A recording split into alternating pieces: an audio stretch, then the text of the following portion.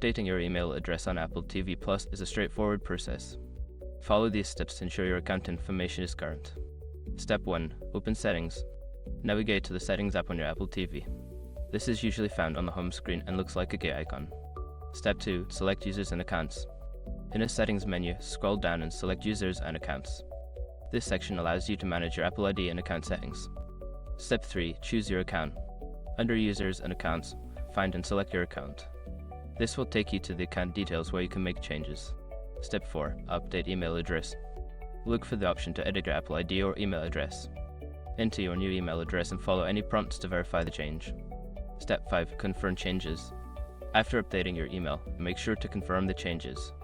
You may receive a verification email at your new address. Follow the instructions in that email to complete the update. Once you have completed these steps, your email address on Apple TV Plus will be updated. If you encounter any issues, consider reaching out to Apple support for assistance.